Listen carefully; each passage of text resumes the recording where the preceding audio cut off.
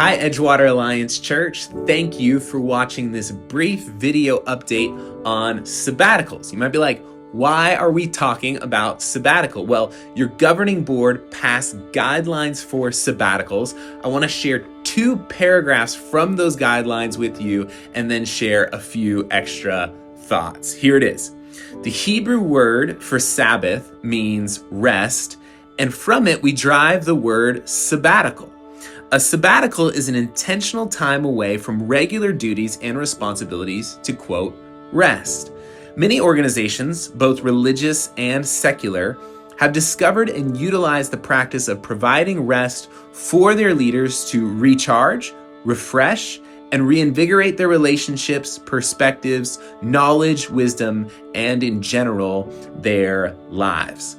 For many organizations, this is a valued and prudent management concept, and for Christian organizations in particular, it is seen as critical to the long-term health and vitality of senior leaders. From a biblical perspective, to strengthen a person's walk with God, relationship with others, and relationship with their self. It is a time of seeking the Lord and His will.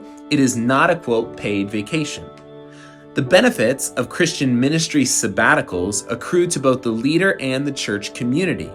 Benefits to the leader include growing and deepening their faith and trust in God, seeking God's will for their lives and ministry, charting the course for future ministry plans and work, releasing the weight of leadership, resisting temptations, processing the pain and grief of their ministry work, and deepening their relationships and friendships with family, colleagues, and friends. Benefits of a leader's sabbatical for the church community include an opportunity to honor the leader, investing in the leader's growth and faith, expressing trust in God and His Word, making the church less dependent on the leader, and reminding and allowing the church to share in the ministry. First off, before adding any comments, I just want to thank the governing board for being willing to have this conversation and provide sabbaticals. I think it is a move in the right direction. Some organizations will allow sabbaticals by way of triage. Like if there's a leader whose life is about to blow up, they'll send that leader away and they'll say, go and get healthy. What the governing board has done here overwhelmingly is this idea of we just want our leaders to have healthy rhythms. And so these guidelines include a 8-week sabbatical every 5 years for full-time ministerial staff. We're talking about this now. We have 2 leaders who qualify. Myself, I'll hit 7 years in May, and Jamie Soley, who's been here for about 45 years. Not true, but it's been quite a while, and both of us plan on taking our sabbatical this year.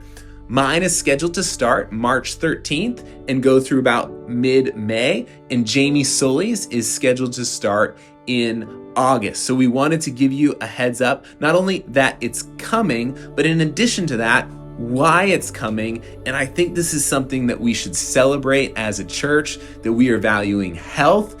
And I just want to commend the board for making that move. So while I am away, here's what I would ask of you: that you would continue to lean in.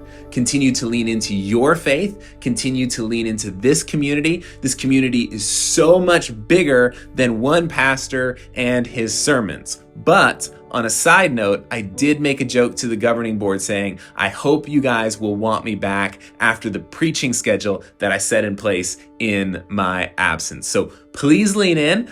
It would be great to find you even stronger, and I'd like to see you even more in love with Jesus than when I left. Also, please pray for the Nigenfine family.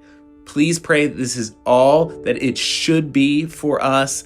Pray that our faith is stronger and that we're rip-roaring and ready to re-engage when we return. I love you, EAC, and God bless you.